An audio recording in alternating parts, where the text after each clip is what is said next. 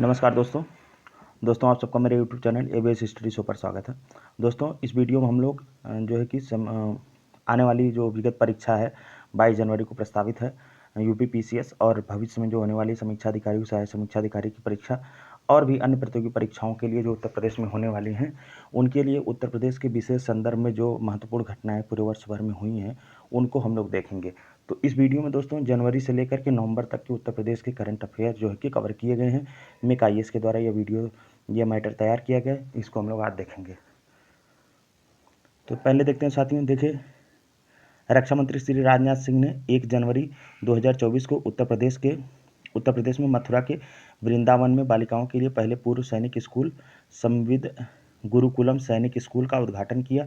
इस विद्यालय में 870 बालिका विद्यार्थियों को शिक्षा एवं प्रशिक्षण प्रदान किया जाएगा।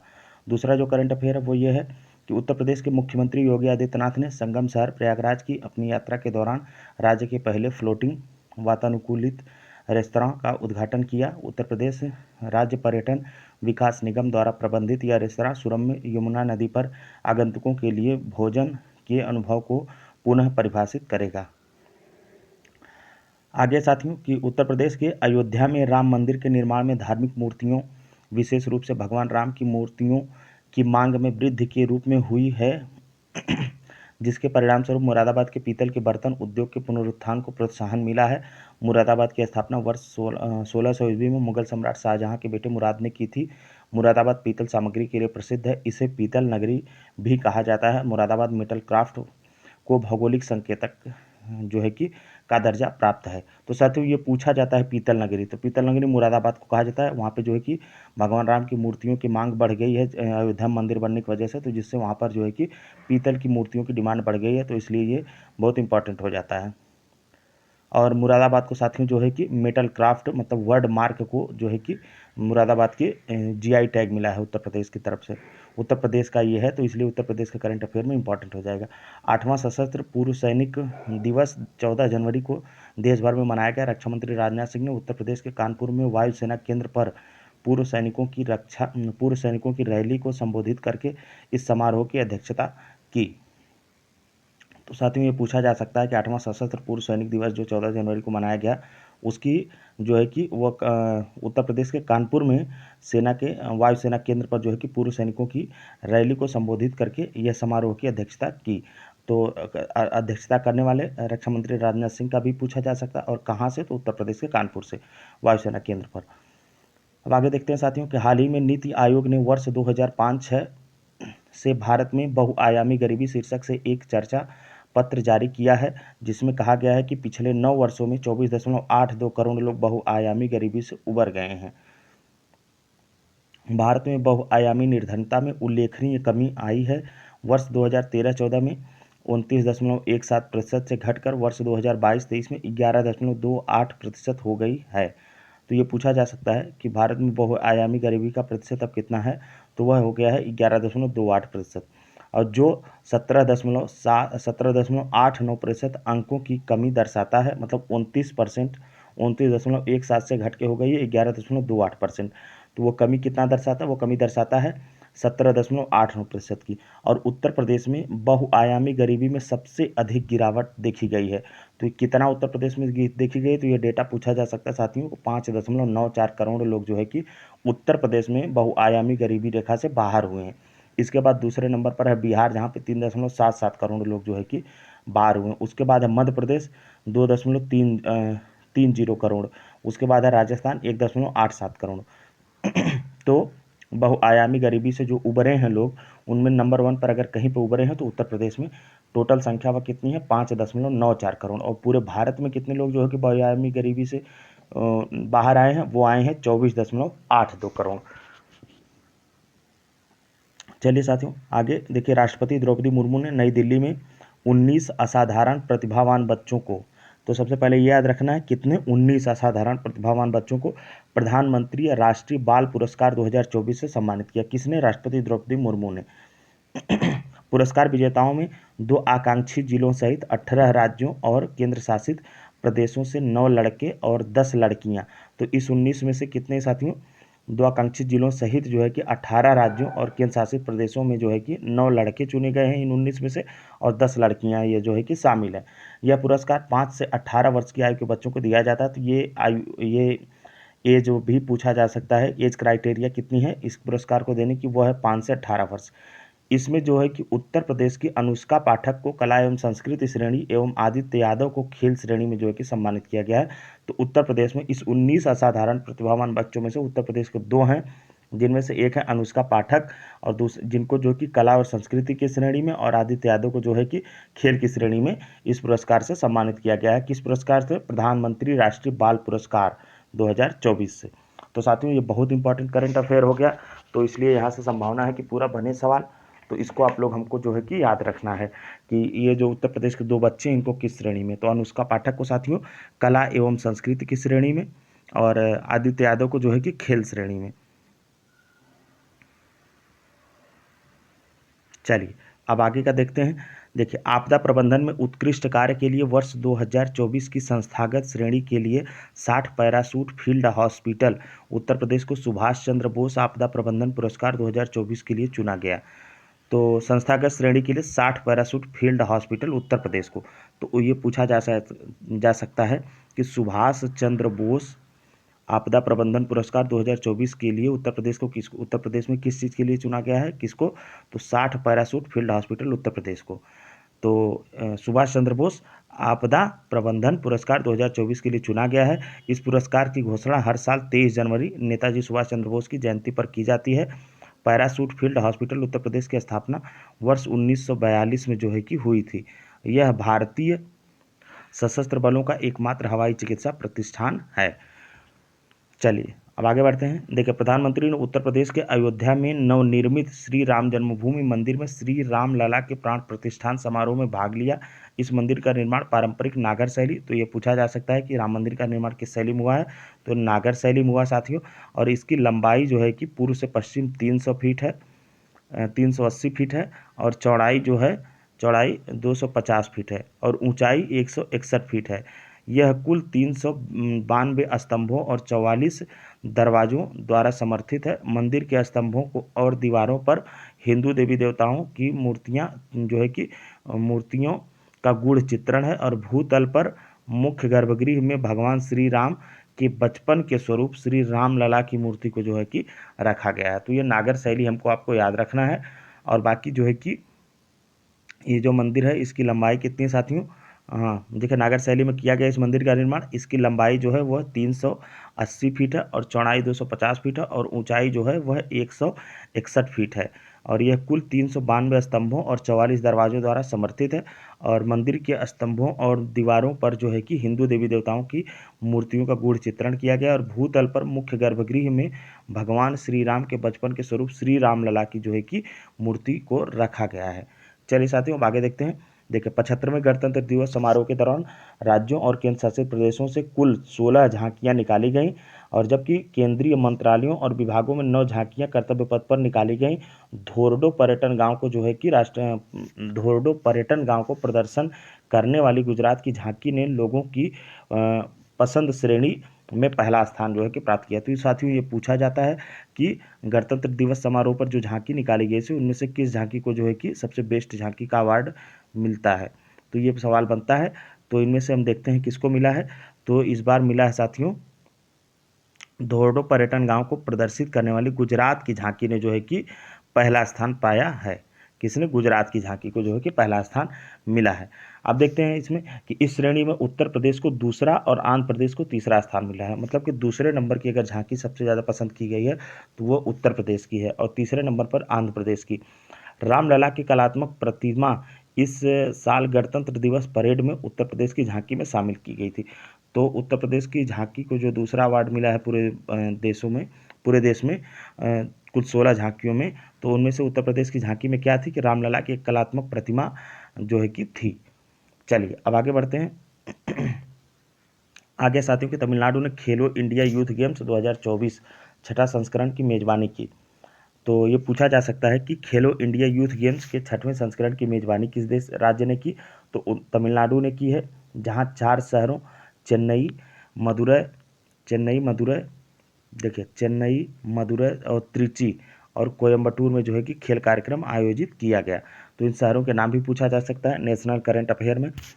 और महाराष्ट्र कुल जो है कि 158 पदकों के साथ, कितने पदकों के साथ साथियों? महाराष्ट्र कुल 158 पदकों के साथ चौथी बार इस खेल में जो है कि शीर्ष स्थान पर रहा। इनमें इसने क्या क्या जीता? इनमें 57 स्वर्ण, 48 रजत और 53 कांस्य पदक शामिल है। वहीं उत्तर प्रदेश 11 स्वर्ण, 13 रजत और 18 कांस्य के सहित कुल 42 पदकों के साथ जो है कि 7वें स्थान पर रहा। तो ये हमको आपको याद रखना है कि खेलो इंडिया यूथ गेम्स का जो 6वां संस्करण आयोजित किया गया वो कहाँ आयोजित किया गया? वो तमिलनाडु में आयोजित किया गया है। और इसमें पहला स्थान महाराष्ट्र को मिला है जिसने 158 पदक जीते हैं। और उत्तर प्रदेश को जो है कि 7वां स्थान मिला है जिसने कुल 42 पदक जीते हैं खेलो इंडिया यूथ गेम्स में, जिसका आयोजन तमिलनाडु में किया गया। चलिए अब आगे बढ़ते हैं। देखिए अब आगे है कि हाल ही में राज्य के मुख्य सचिव दुर्गा शंकर मिश्रा ने राज्य में बहु खतरे परिदृश्यों से निपटने हेतु लखनऊ में एक आपदा पूर्व चेतावनी केंद्र, राहतवाड़ी केंद्र का उद्घाटन किया है। तो ये पूछा जा सकता है कि आपदा पूर्व चेतावनी केंद्र, राहतवाड़ी केंद्र का जो है कि उद्घाटन कहाँ किया गया है? उत्तर प्रदेश में लखनऊ में किया गया है। और किसने किया है? तो राज्य के मुख्य सचिव दुर्गा शंकर मिश्रा ने जो है कि किया है इसको।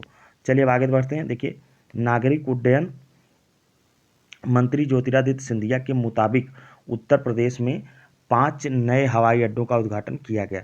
तो उत्तर प्रदेश में कितने नए हवाई अड्डों का? 5 नए हवाई अड्डों का उद्घाटन किया गया। किसके अनुसार? नागरिक उड्डयन मंत्री ज्योतिरादित्य सिंधिया के अनुसार। राज्य में आजमगढ़, अलीगढ़, मुरादाबाद, चित्रकूट और श्रावस्ती में हवाई अड्डे बनेंगे। मतलब इनमें प्रस्तावित है। कहाँ कहाँ ये जो 5 नए हवाई अड्डों का उद्घाटन किया गया है? तो ये कहाँ कहाँ? आजमगढ़, अलीगढ़, मुरादाबाद, चित्रकूट और श्रावस्ती में। और अयोध्या में महर्षि वाल्मीकि अंतर्राष्ट्रीय हवाई अड्डे का उद्घाटन 30 दिसंबर 2023 को प्रधानमंत्री नरेंद्र मोदी के द्वारा किया गया था। तो ये जो अयोध्या में हवाई अड्डा है उसका नाम क्या है? महर्षि वाल्मीकि अंतर्राष्ट्रीय हवाई अड्डा, जिसका उद्घाटन 30 दिसंबर 2023 को प्रधानमंत्री नरेंद्र मोदी जी के द्वारा किया गया। और उत्तर प्रदेश 21 हवाई अड्डों वाला देश का पहला राज्य बनने जा रहा है जिसमें 16 घरेलू और 5 अंतर्राष्ट्रीय हवाई अड्डे शामिल हैं। तो उत्तर प्रदेश 21 हवाई अड्डों वाला देश का पहला राज्य बनने जा रहा है जिसमें 16 घरेलू और 15 जो है कि अंतर्राष्ट्रीय हवाई अड्डे शामिल हैं। अब आगे देखते हैं साथियों कि उत्तर प्रदेश सरकार ने लखनऊ, गोरखपुर, प्रयागराज, वाराणसी, आगरा और मथुरा से अयोध्या के लिए हेलीकॉप्टर सेवाएं देने का निर्णय किया है। कहाँ कहाँ से? लखनऊ, गोरखपुर, प्रयागराज, वाराणसी और आगरा और मथुरा से अयोध्या के लिए हेलीकॉप्टर सेवाएं देने का निर्णय किया है। हेलीकॉप्टर से राम मंदिर हवाई दर्शन, अयोध्या से गोरखपुर, गोरखपुर से अयोध्या, अयोध्या से बनारस, बनारस से अयोध्या, अयोध्या से लखनऊ, लखनऊ से अयोध्या, अयोध्या से प्रयागराज, प्रयागराज से अयोध्या, अयोध्या से मथुरा, मथुरा से अयोध्या, अयोध्या से आगरा, आगरा से अयोध्या तक की यात्रा के लिए हवाई सुविधा प्रदान की जाएगी। और मुख्यमंत्री योगी आदित्यनाथ 19 जनवरी को लखनऊ से हेलीकॉप्टर सेवा का उद्घाटन किया। तो ये पूछा जा सकता है कि ये जो हेलीकॉप्टर सेवा का उद्घाटन किया है किसने? तो योगी आदित्यनाथ जी ने किया है 19 जनवरी को। और लखनऊ से हेलीकॉप्टर हवाई सेवा का जो है कि उद्घाटन किए हैं। यह सुविधा किस मॉडल पर आधारित है? पीपीपी, पब्लिक प्राइवेट पार्टनरशिप योजना पर आधारित है। अब आगे देखते हैं साथियों। देखिए भारत की inter operable criminal justice system ICJS, क्या भारत की inter operable criminal justice system का सबसे अधिक उपयोग दर्ज करने में उत्तर प्रदेश लगातार तीसरे वर्ष पहले स्थान पर है। यह डिजिटल प्लेटफॉर्म अदालतों, पुलिस, जेलों और फोरेंसिक प्रयोगशालाओं में निर्बाध डेटा साझा करने में सक्षम बनाता है। तो इसमें हमको क्या याद रखना है कि भारत की international operable criminal justice system का सबसे अधिक उपयोग दर्ज करने में उत्तर प्रदेश लगातार तीसरे वर्ष पर जो है कि पहले स्थान पर रहा है। अब आगे देखते हैं कि राष्ट्रपति द्रौपदी मुर्मू ने 11 जनवरी 2024 को नई दिल्ली के भारत मंडपम कन्वेंशन सेंटर में केंद्रीय आवास और शहरी मामलों के मंत्रालय द्वारा आयोजित एक कार्यक्रम में स्वच्छ सर्वेक्षण पुरस्कार 2023 प्रदान किए। और उत्तर प्रदेश से जो है कि वाराणसी और प्रयागराज ने स्वच्छ गंगा नगरों की श्रेणी में 2 शीर्ष स्थान प्राप्त किए। तो किसको उत्तर प्रदेश में किन 2 शहरों को मिला है? मिला है साथियों ये वाराणसी और प्रयागराज को। किस कैटेगरी में? स्वच्छ गंगा नगरों में 2 शीर्ष स्थान इन्होंने प्राप्त किए हैं ये 2 जो है कि शहर। अब आगे देखते हैं, देखिए उत्तर प्रदेश के मुख्यमंत्री योगी आदित्यनाथ ने अहमदाबाद से अयोध्या के लिए डायरेक्ट फ्लाइट का वर्चुअल माध्यम से उद्घाटन किया। कहाँ से? अहमदाबाद से अयोध्या के लिए।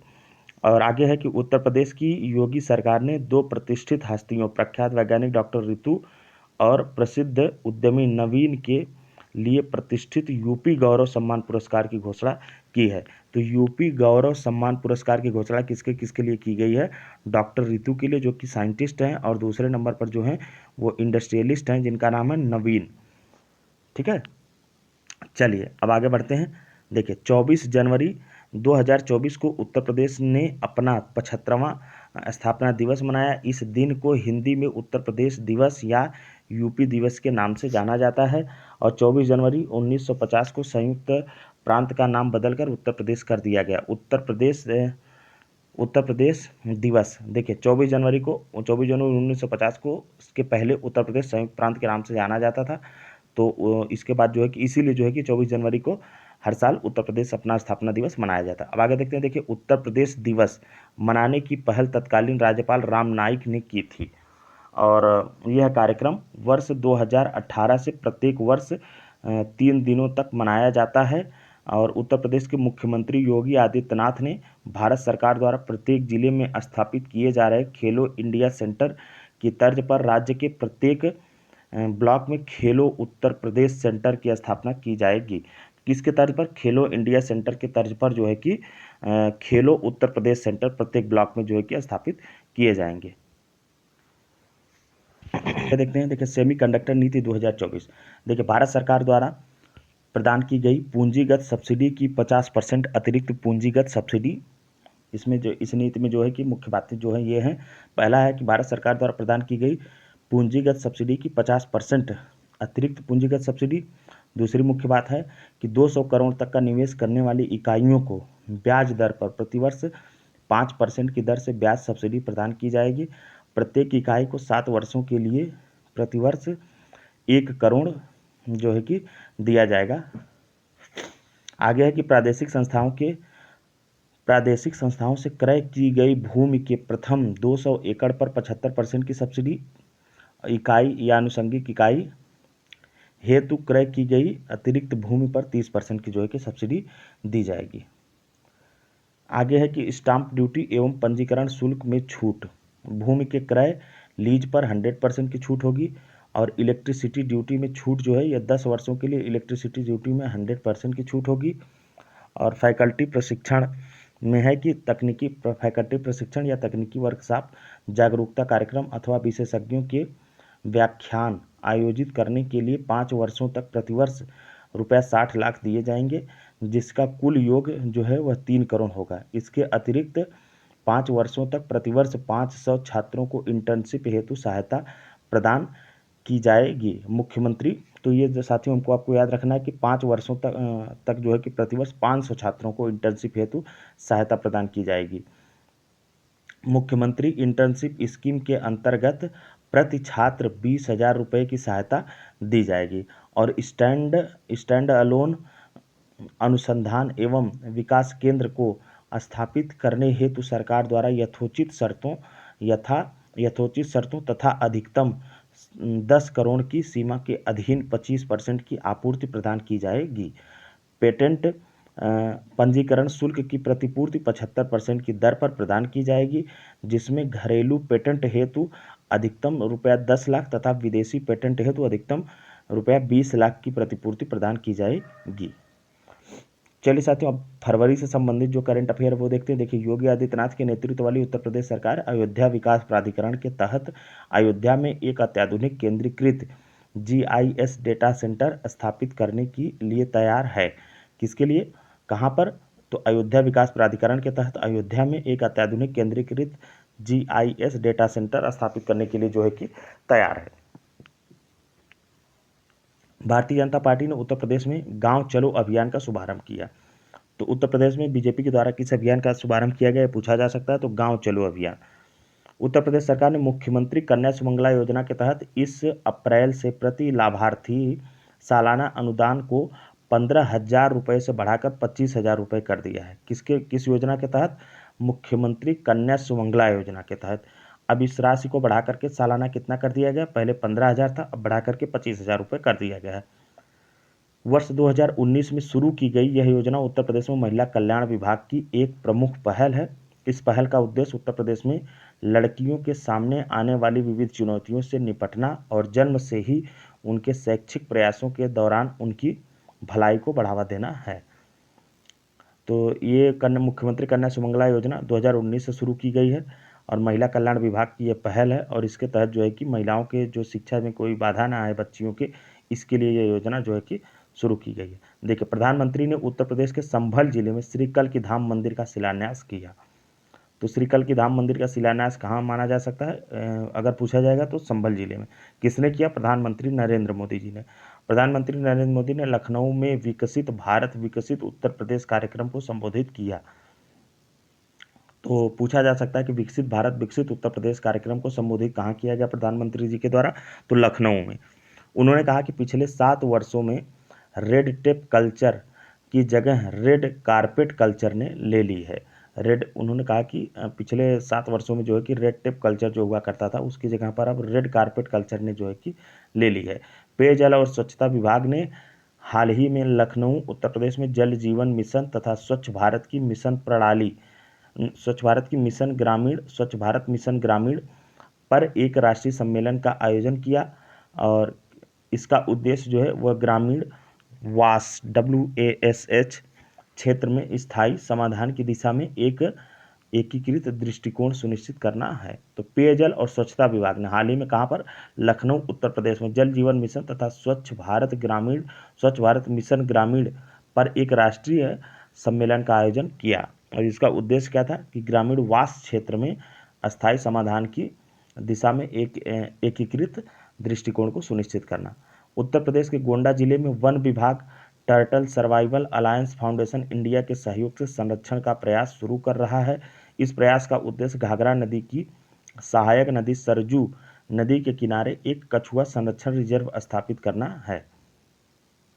तो कहाँ पे साथियों, उत्तर प्रदेश के गोंडा जिले में। किसके द्वारा, वन विभाग turtle survival alliance foundation India के सहयोग से संरक्षण का प्रयास शुरू कर रहा है और इस प्रयास का उद्देश्य क्या है कि घाघरा नदी के सहायक सरजू नदी के किनारे जो कछुआ संरक्षण रिजर्व है वो स्थापित किया जाए।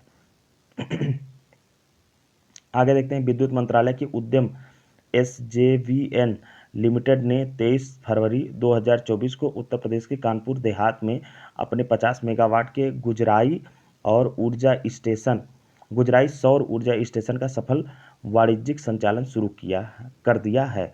तो विद्युत मंत्रालय के उद्यम SJVN लिमिटेड ने कब, 23 फरवरी 2024 को उत्तर प्रदेश के कानपुर देहात में कितने मेगावाट के, 50 मेगावाट के गुजराई सौर ऊर्जा स्टेशन का सफल वाणिज्यिक संचालन शुरू किया। तो ये तथ्य हमको याद रखने, 50 मेगावाट कहाँ पर, उत्तर प्रदेश के कानपुर देहात में। देखिए, उत्तर प्रदेश के वाराणसी में एक कार्यक्रम के दौरान प्रधानमंत्री ने कोचिन शिपयार्ड लिमिटेड द्वारा निर्मित 2 हाइब्रिड इलेक्ट्रिक कैटामरन जहाज़ों MV गुह और MV निषाद राज को राष्ट्र को समर्पित किया। तो कहाँ पर, उत्तर प्रदेश के वाराणसी में एक कार्यक्रम के दौरान कोचिन शिपयार्ड द्वारा, किसके द्वारा, ये भी पूछा जाएगा साथियों कि किस शिपयार्ड के द्वारा निर्मित था यह, कोचिन शिपयार्ड लिमिटेड द्वारा निर्मित 2 हाइब्रिड इलेक्ट्रिक कैटामरन जहाज़ों, उनका नाम भी याद रखना है, MV गुहा और MV निषाद राज को राष्ट्र को समर्पित किया। MV गुहा अयोध्या में सरयू नदी पर और MV निषाद राज जो है कि वाराणसी में गंगा नदी पर नौकायन करेंगे। तो ये दोनों स्थान भी पूछा जा सकता है कि MV गुहा जो है ये कहाँ पे अपना काम करेगा, नौकायन करेगा, ये सरयू नदी पर, और MV निषाद राज जो है ये वाराणसी में गंगा नदी पर नौकायन करेंगे। आगे साथियों, 24 फरवरी 2024 को प्रधानमंत्री किसान सम्मान निधि योजना के 5 वर्ष पूरे हो गए हैं। तो ये पूछा जा सकता है कि ये कब शुरू हुई थी और इसमें क्या कुछ कॉन्सेप्ट है। देखिए, आगे देखते हैं। इस योजना के तहत किसानों को 6,000 रुपये प्रतिवर्ष वित्तीय सहायता प्रदान की जाती है। इस योजना को प्रधानमंत्री ने 24 फरवरी 2019 को उत्तर प्रदेश के गोरखपुर से लॉन्च किया था। तो ये पूछा जा सकता है, जैसे उसका पूछा जाता है प्रधानमंत्री उज्ज्वला योजना, जिसे प्रधानमंत्री ने बलिया जिले से जो है कि लॉन्च किया था। तो इसे कहाँ से लॉन्च किए थे वो, इस योजना को लॉन्च किए थे उत्तर प्रदेश के गोरखपुर जिले से, और इसका क्रियान्वयन जो है कि केंद्रीय कृषि व किसान कल्याण मंत्रालय द्वारा किया जा रहा है। तो ये बहुत मोस्ट इंपॉर्टेंट करंट अफेयर हो गया साथियों। तो इसको हमको आपको याद रखना है, ये वाला करंट अफेयर। हाँ चलिए अब आगे देखते हैं कि इन खेलों 2 चरणों में आयोजित किया गया। यह पहला चरण 2 से 6 फरवरी तक लेह लद्दाख में आयोजित किया गया था, और जबकि दूसरा चरण 21 फरवरी तक गुलमर्ग और जम्मू कश्मीर में आयोजित किया गया था। तो साथियों ये कट गया, हमें लगता है किसी खेल की बात हो रही थी, तो इसको रहने देते हैं। हाँ चलिए अब आगे देखते हैं कि सेना की टीम 10 स्वर्ण पदक, रजत और जो है कि 1 सेकेंड 10 स्वर्ण 5 रजत 6 कांस्य पदक के साथ शीर्ष पर है। उत्तर प्रदेश की टीम 2 स्वर्ण 1 रजत पदक सहित कुल 3 पदक के साथ 8वें स्थान पर रही। ये भी उसी से संबंधित है, तो ये समझ में नहीं आ रहा है, इसको रहने देते हैं। चलिए अब आगे देखते हैं कि 5 फरवरी 2000 1 सेकेंड हाँ चलिए देखते हैं 5 फरवरी 2024 को उत्तर प्रदेश के वित्त मंत्री सुरेश खन्ना ने राज्य विधानसभा में वित्तीय वर्ष 2024-25 के लिए बजट पेश किया। तो ये पूछा जाएगा साथियों, क्योंकि बिहार स्पेशल में भी हाल ही में पूछा गया था कि बजट किस मंत्री ने पेश किया, तो वहाँ पर जो है कि सम्राट चौधरी ने पेश किया था, तो यहाँ पर सुरेश खन्ना का नाम हमको आपको याद रखना है। तो बजट का साइज भी याद रखना कि उत्तर प्रदेश के बजट का आकार कितना था। तो यह था साथियों 7,36,437.71 करोड़। कितना? 7,36,437.71 करोड़ रुपए अनुमानित है। कुल व्यय में जो है कितना है कि 5,32,655.33 करोड़ रुपए राजस्व खाते के लिए और 2,03,782.38 करोड़ रुपए जो कि पूंजीगत खाते के लिए आवंटित हुए हैं। मतलब जो भारत सरकार व्यय, उत्तर प्रदेश सरकार व्यय करेगा, उनमें से राजस्व व्यय कितना होगा और पूंजीगत व्यय कितना होगा, तो ये डेटा दिया है। यह बजट उत्तर प्रदेश के अब तक के इतिहास का सबसे बड़ा बजट है। तो बजट का साइज याद रखिएगा, क्योंकि एक बार यूपी पीसीएस की ही परीक्षा में पूछा गया था कि उत्तर प्रदेश के बजट का आकार कितना है। तो ये याद रखिएगा 7,36,437.71 करोड़। आगे देखते हैं, देखिए योगी सरकार ने 8वें बजट पेश करते हुए कृषि क्षेत्र के लिए कई घोषणाएं की है। उत्तर प्रदेश सरकार ने वित्त वर्ष 2024-25 के वार्षिक बजट में राज्य में कृषि क्षेत्र के लिए 5.1% की बढ़ोतरी दर का लक्ष्य रखा है। मतलब कृषि सेक्टर में उत्तर प्रदेश सरकार कितना ग्रोथ करेगा इस बजट में, उसने जो अनुमान रखा है वो रखा है 5.1% का। और कृषि क्षेत्र की 3 नवीन योजनाओं, अब कौन कौन सी नवीन योजनाएं?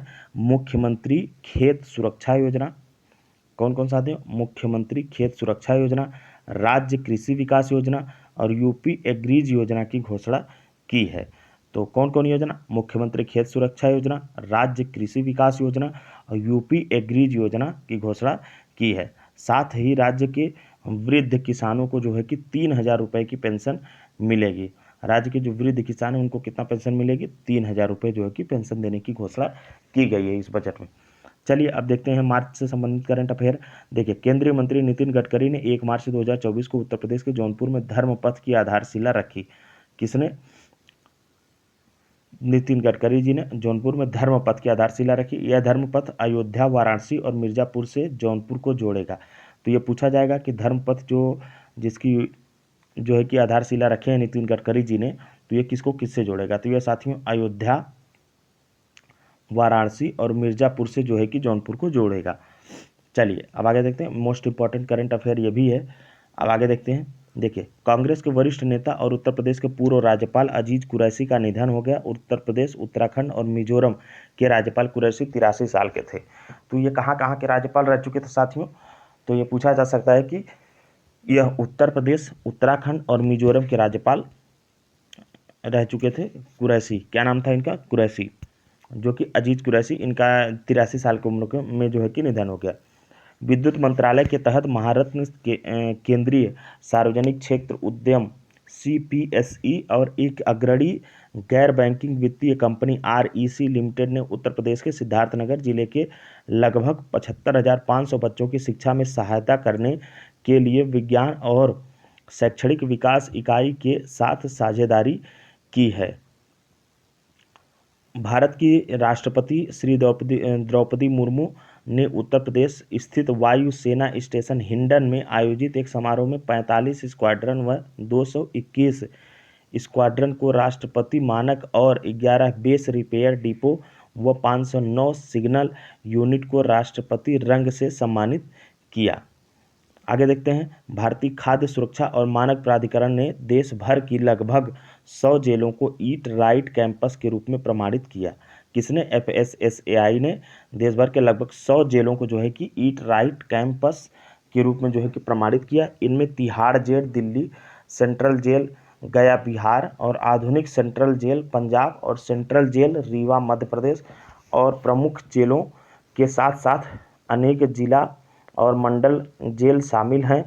प्रमाणित जेलों की सबसे अधिक संख्या जो है कि उत्तर प्रदेश से थी। इसके बाद पंजाब, बिहार और मध्य प्रदेश से थे। आगे है कि मार्च 2024 में उत्तर प्रदेश पुलिस ने अपराधियों पर नकेल कसने और जांच में मदद के लिए अत्याधुनिक digital platform Trinetra app 2.0 launch किया है। तो उत्तर प्रदेश ने जो है कि अपराधियों पर नकेल कसने के लिए कौन सा ऐप लॉन्च किया है? Trinetra app 2.0। Annual India TB report के अनुसार भारत में 2015 से 2022 तक तपेदिक मतलब टीबी की घटनाओं में 16% की गिरावट देखी गई है, और जो वैश्विक गिरावट 9% से अधिक है। पिछले वर्ष की तुलना में उत्तर प्रदेश में टीबी के सबसे अधिक मामले दर्ज किए गए, उसके बाद बिहार का स्थान है। तो ये एक प्रकार से भारत में तो टीबी के मामले कम हो गए, लेकिन उत्तर प्रदेश में बढ़ गए, तो ये बड़ी दुखद बात है। तो ये पूछा जा सकता है। देखिए, मुख्यमंत्री योगी आदित्यनाथ के नेतृत्व वाली उत्तर प्रदेश सरकार ने 1 अप्रैल 2023 से किसानों के स्वामित्व वाले निजी ट्यूबवेलों के लिए बिजली बिलों की पूर्ण छूट की घोषणा की है। किसानों के स्वामित्व वाले जो निजी ट्यूबवेल हैं उनके लिए जो है कि बिजली की पूर्ण छूट की घोषणा की गई है। कब से? 1 अप्रैल 2023 से। आगे साथियों कि उत्तर प्रदेश सरकार ने प्रोजेक्ट प्रवीण के माध्यम से 61,000 राज्य में जो है कि 61,000 से अधिक लड़के और लड़कियों को कौशल प्रशिक्षण प्रदान किया है। तो ये योजना भी पूछा जा सकता है। प्रोजेक्ट प्रवीण, इसके तहत जो है कि कितने लड़के लड़कियों को 61,000 क्या प्रदान किया गया? कौशल प्रशिक्षण। प्रोजेक्ट प्रवीण माध्यमिक शिक्षा और उत्तर प्रदेश कौशल विकास मिशन के बीच एक समझौता ज्ञापन के तहत संचालित किया जा रहा है। तो प्रोजेक्ट प्रवीण किसके किसके तहत जो है कि संचालित किया जा रहा है? माध्यमिक शिक्षा और उत्तर प्रदेश कौशल विकास मिशन के बीच समझौता के तहत जो है कि संचालित किया जा रहा है। और इस परियोजना का प्राथमिक उद्देश्य राज्य की शिक्षा प्रणाली और पाठ्यक्रम में सुधार करना है। क्या है इसका उद्देश्य? प्रोजेक्ट प्रवीण का यह है कि शिक्षा प्रणाली और पाठ्यक्रम में सुधार किया जाए। और प्रोजेक्ट प्रवीण को वर्ष 2022-23 में एक पायलट प्रोजेक्ट के रूप में जो है कि शुरू किया गया था। आगे का करंट अफेयर है कि उत्तर प्रदेश सरकार ने बुंदेलखंड क्षेत्र के 7 जिलों की सभी तहसीलों सहित राज्य की 100 सर्वाधिक सूखाग्रस्त तहसीलों में सूखे की स्थिति पर नजर रखते हुए टेलीमेट्रिक वेदर स्टेशन स्थापित करने की घोषणा की है। किसके लिए साथियों? उत्तर बुंदेलखंड के 7 जिलों की सभी तहसीलों में 100 सर्वाधिक सूखाग्रस्त तहसीलों के सूखे की स्थिति पर नजर रखने के लिए टेलीमेट्रिक वेदर स्टेशन स्थापित करने की योजना की घोषणा की है। इसे रणनीतिक रूप से मौजूदा ऑटोमेटिक वेदर स्टेशन और ऑटोमेटिक रेन गेज स्टेशन से 7 से 10 किलोमीटर की दूरी पर 10x10 मीटर की दूरी पर रखा जाएगा। हाल ही में उत्तर प्रदेश के मुख्यमंत्री योगी आदित्यनाथ ने मुख्यमंत्री युवा उद्यमी विकास अभियान MYUVA की शुरुआत की। किसकी? मुख्यमंत्री युवा उद्यमी विकास अभियान की शुरुआत की। उत्तर प्रदेश सरकार ने इस पहल के लिए वित्तीय वर्ष 2024-25 के बजट में 1,000 करोड़ रुपए आवंटित किए हैं। तो ये पूछा जाएगा कि एम युवा जो है कि कार्यक्रम के लिए, या जिसको योगी आदित्यनाथ जी ने शुरू किया है, इस अभियान के लिए 2024-25 के बजट में कितना करोड़ आवंटित किया गया है या कितना राशि आवंटित की गई है? तो 1,000 करोड़ रुपए आवंटित किए गए हैं। अब देखिए, इस योजना का लक्ष्य क्या है कि प्रत्येक वर्ष 1 लाख युवा उद्यमियों को 5 लाख रुपए तक की परियोजनाओं के लिए ब्याज मुक्त ऋण प्रदान करना है। कितना? 5 लाख रुपए तक की परियोजना के लिए जो है कि ब्याज रहित जो है कि ऋण प्रदान करना है। और इसे उत्तर प्रदेश के सूक्ष्म लघु और मध्यम उद्यम मतलब MSME विभाग के द्वारा जो है कि लागू किया जाएगा। तो ये मोस्ट इंपॉर्टेंट करंट अफेयर है साथियों, इसको आपको याद रखना है। ये योजना भी याद रखना है। योजना क्या नाम है? MYUVA, मुख्यमंत्री युवा विकास अभियान। इसकी शुरुआत जो है कि मुख्यमंत्री योगी आदित्यनाथ ने की है, और इसके लिए जो है कि बजट में, इस साल के बजट में 1,000 करोड़ रुपए का आवंटन किया गया है। और प्रत्येक वर्ष जो है कि इसका लक्ष्य क्या है कि प्रत्येक वर्ष 1 लाख युवा उद्यमियों को रुपया 5 लाख तक के परियोजनाओं को ब्याज मुक्त ऋण प्रदान करना है। और इसे इसे कौन संचालित करेगा, किस विभाग के द्वारा, एमएसएमई डिपार्टमेंट के द्वारा। चलिए अब आगे देखते हैं। हाल ही में मुख्यमंत्री योगी आदित्यनाथ ने घोषणा की कि उत्तर प्रदेश शीघ्र ही देश का पहला राज्य बन जाएगा, शीघ्र ही देश का पहला राज्य बन जाएगा जहां तहसील स्तर पर अग्निशमन केंद्र होंगे। तो किस मामले में देश का पहला राज्य बन जाएगा कि जहां तहसील स्तर पर जो है कि अग्निशमन केंद्र होंगे। और उत्तर प्रदेश अग्निशमन एवं आपातकालीन सेवा की स्थापना वर्ष 1944 में हुई थी। वर्ष 2017 तक उत्तर प्रदेश में केवल 288 अग्निशमन केंद्र स्थापित थे, जबकि पिछले 7 वर्षों में 70 से अधिक अग्निशमन केंद्र जो है स्थापित किए गए हैं। आगे कि हाल ही में निर्वाचन आयोग ने वरिष्ठ IAS अधिकारी दीपक कुमार को उत्तर प्रदेश का नया गृह सचिव नियुक्त किया है। तो किसको उत्तर प्रदेश का नया गृह सचिव नियुक्त किया गया है, वो नियुक्त किया गया है वरिष्ठ IAS अधिकारी दीपक कुमार को। वर्ष 1990 बैच के IAS अधिकारी दीपक कुमार वर्तमान में वित्त एवं मूलभूत शिक्षा के अतिरिक्त मुख्य सचिव हैं। आगे साथियों के आर्थिक रूप से वंचित व्यक्तियों को स्वास्थ्य देखभाल लागत से वित्तीय सुरक्षा प्रदान करने के उद्देश्य से बनाई गई आयुष्मान भारत योजना में उत्तर प्रदेश में उल्लेखनीय प्रगति देखी गई है। उत्तर प्रदेश 5 करोड़ आयुष्मान कार्ड जारी करने वाला भारत का पहला राज्य बन गया है।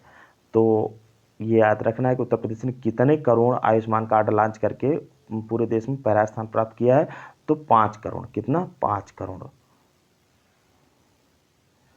चलिए अब आगे बढ़ते हैं साथियों। उत्तर प्रदेश ग्रीन हाइड्रोजन नीति 2024 के बारे में देख लेते हैं।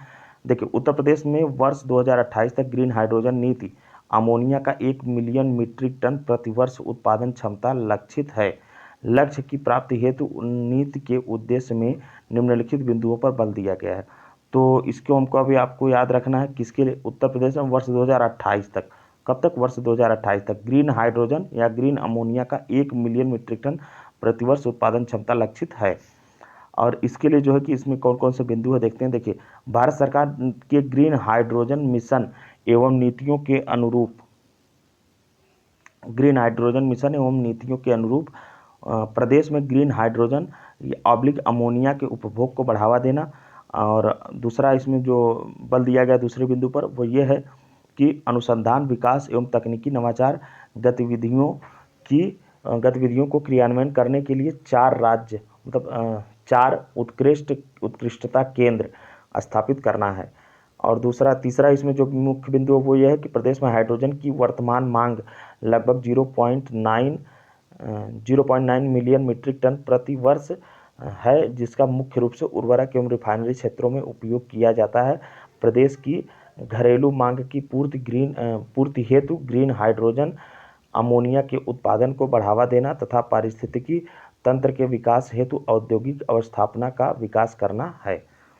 तो साथियों इस वीडियो में इतना ही रहने देते हैं। बाकी के नेक्स्ट वीडियो में अभी हम लोग जो है कि हम आगे के मंथ जो है कि अप्रैल से लेकर के जो नवंबर तक है उसको कवर करेंगे। तो इस वीडियो के लिए इतना ही। अगर वीडियो अच्छा लगा हो तो लाइक करिए, चैनल को सब्सक्राइब करिए। धन्यवाद।